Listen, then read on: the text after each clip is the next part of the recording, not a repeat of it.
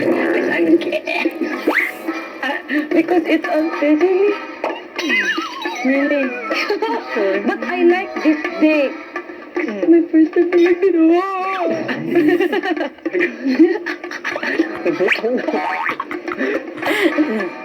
But thank you for your effort and your kisses. Walang kaalam-alam si Maymay na ang ultimate crush niyang si Enrique ay nasa loob na ng bahay.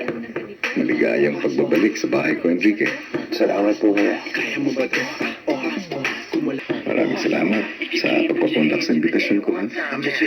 Para sa iyo, kuya. Kahit ano. Kaya ka andito dahil sa isang housemate ko. Si Maymay. Si Maymay. Mula nung pagpasok niya sa bahay ko, wala na siyang ibang bukang bibig, kundi ang pangalan mo. Sobrang cute nga niya, kuya. Super cute. Isa si Maymay sa nagbibigay saya sa loob ng bahay ko. Alam ko po yan, kuya. Sa napapanood ko, sa nakikita ko. Ito yung paraan ng housemates para masuklian naman yung saya na ibinibigay niya. Kaya ka andito. Eat na.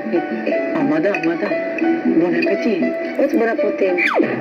Bon is good. Appetit is like appetite. So, like, have fun eating, basically. Enrique is there. Sorry, my no Enrique ito na. Para malaman mo, #1 fan mo, si Maymay.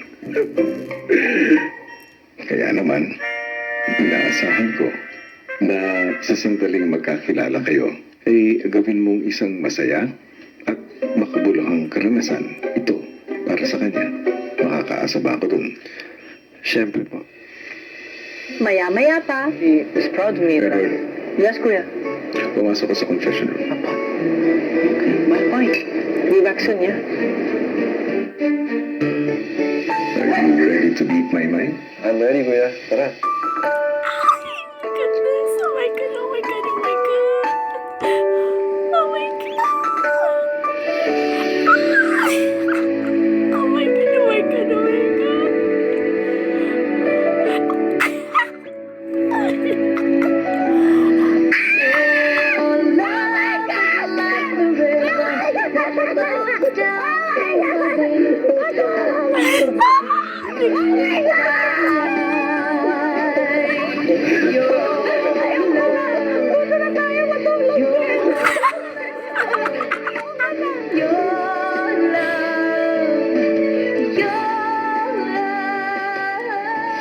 abangan bukas. Ang kiss? Oh my god.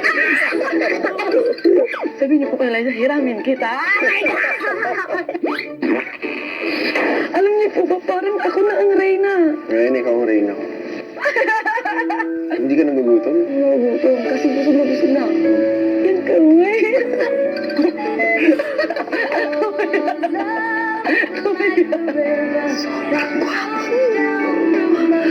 Yan, lapatay na. Totoo ba?